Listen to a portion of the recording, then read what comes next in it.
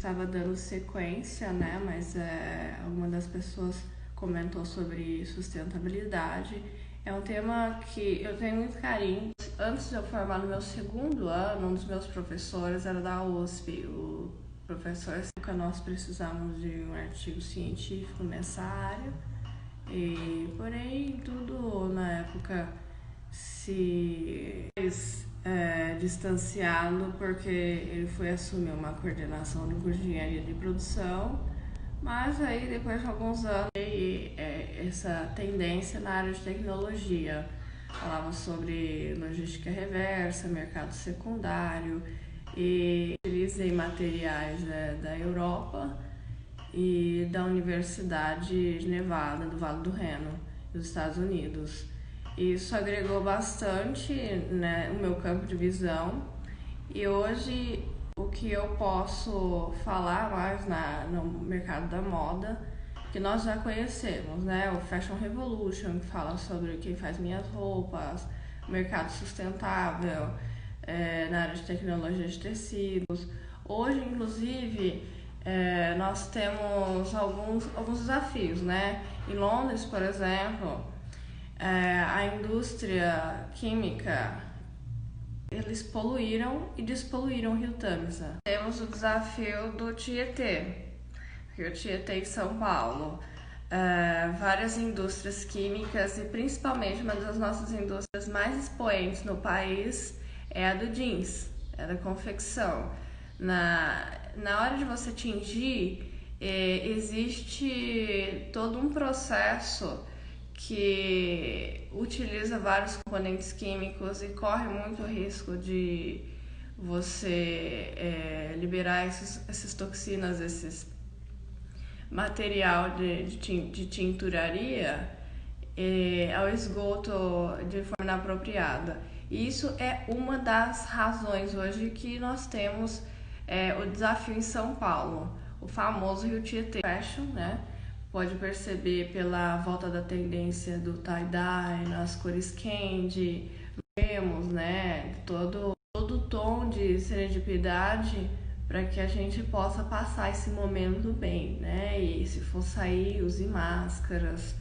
O tema hoje de sustentabilidade, ele remete ao material, né? Que se emprega o algodão, no comércio justo, toda a cadeia hoje, toda a cadeia rastreada, principalmente quanto ao conceito de fair trade, né? De comércio justo, em que fair trade, toda a mão de obra, o manuseio da mão de obra, todo o percurso dela é rastreado, tem certificação. Esses standards, né, os padrões, não somente o algodão, como a seda que vem da Ásia, todo animal ou ser humano envolvido, ele tem requisitos, né, que tem que se cumprir. O fio de seda, que é oriundo do bicho da seda, aquele bicho da seda, ele já foi criado em laboratório, ele já foi colocado em cativeiro para ser feito exatamente isso, de acordo com... E no caso do algodão, aquelas comunidades locais, elas recebem um devido tratamento, né, para estar inserido naquele conjunto de regras para atingir o mercado de consumo e o detentor da marca ter competitividade dentro do fair trade. Hoje, com os consumidores, atualmente nós vivemos numa era de pessoas mais conscientes, entendem a respeito disso, e elas procuram se relacionar com o mundo, se vestindo de marcas com esses valores no momento em que eu vou me expor à sociedade ou participar de algum evento. Atualmente, esses consumidores, eles pagam pela filosofia, porque eles se preocupam cada vez mais com as próximas gerações. Vamos falar agora sobre propósito e responsabilidade social. As marcas hoje estão cada vez mais engajadas em ter um propósito, em estabelecer uma conexão, um vínculo na vida do cliente, que ele não passou a ser somente um cliente, ele é um amigo, ele é um formador de opinião e colaboração. Nós vemos muitos projetos agora, por exemplo, de grandes influencers.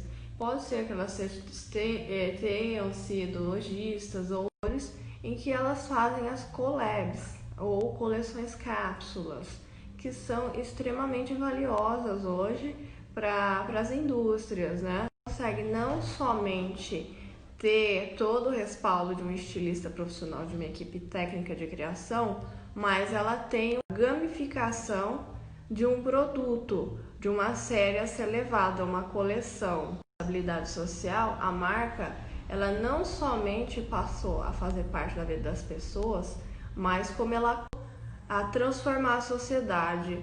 Nós vemos isso principalmente nas altas joalherias.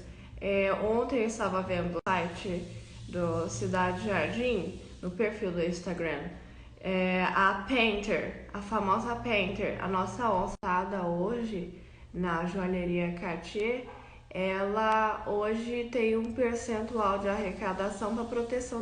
A Bulgari tem um dos anéis que ela arrecada fundos de alívio à fome e à pobreza do mundo, principalmente porque um dos nossos queridinhos, em matéria-prima, o diamante, ele é com diversos problemas sociais, e isso causa desconforto à humanidade. Diversidade cultural, por diferentes colônias de povoamento, diferenças linguísticas de tribos, nós temos vidas naturais de material hoje de alto valor agregado em minério, sendo petróleo ou sendo diamante. Se tem ainda muito problema com ambientalistas, porque ainda existem bichos que são contrabandeados lá. Além disso, temos indústrias que começam a se inserir, mas que logo a organização do trabalho veta por causa de algum problema trabalhista. O ano passado, em que eu participei de um prêmio a respeito de empoderamento, que eu marquei meu livro e a filosofia do trabalho para esse tema, o que ganhou foi a respeito do veto à exploração e tráfico de mulheres, de riqueza que aquele continente tem. O tema da minha monografia, que sofreu um adendo e foi para o prêmio, a respeito da logística reversa, placas eletrônicas, de laptops, celulares, dentre outros, pilhas, ciclo de produto, e atinge a maturação e logo acontece o descarte programado. Muitas vezes as empresas são responsáveis em arrecadar isso nos seus pontos de venda, né? Em cada ponto de venda há uma coleta. Muitas marcas, elas premiam quem faz isso, dão bônus para você trocar o produto, mas nem todas têm a responsabilidade 100% de colocar esse produto de uma maneira correta e ecologicamente viável no ambiente. Por exemplo, grandes marcas, hoje elas têm aqui as flagships no Brasil. O consumidor faz todo o processo responsável, ele acredita estar consciente e inclusive satisfeito com a marca. Mas daí alguns componentes eles vão para a Europa, chega na Europa. Hoje algumas marcas já mudaram, existem alguns lugares porque aqui não tem todo o aparato ainda para todos os componentes de pesquisa e desenvolvimento nas plantas industriais mãe da marca, e de lá eles se reorganizam. Porém, não é isso que acontece em alguns momentos. Já foram descobertos vários lixões as comunidades eram expostas a componentes químicos que ao longo do tempo passam a ser radioativos. É ilegal no mercado secundário de metais preciosos e pesados. A monografia ela foi apresentada em 2012 e tinha como banca a professora Márcia Elias, professora de aulas de marketing recorrentemente, e o ex-aluno do professor Vitor Marques, e diretor da América Latina e na unidade dos Estados Unidos da Autodesk, atual professor do Instituto Federal e mestrando pela ESPN. A minha apresentação contou com a sala lotada dos alunos mais novos e naquela época ainda era algo muito novo, né? Inclusive ter departamentos de sustentabilidade das empresas, o diretor, inclusive o termo head, né? Que é o gerente que lida com essa área, é muito novo.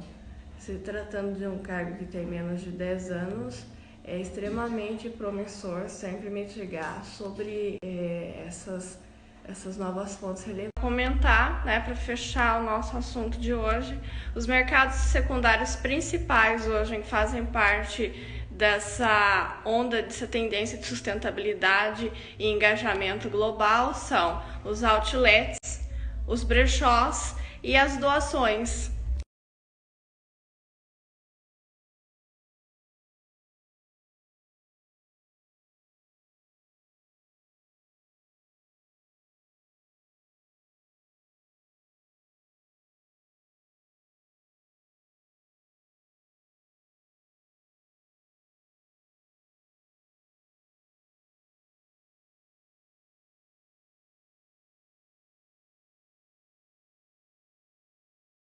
Comentar, né, para fechar o nosso assunto de hoje, os mercados secundários principais hoje que fazem parte dessa onda, dessa tendência de sustentabilidade e engajamento global são os outlets, os brechós e as doações.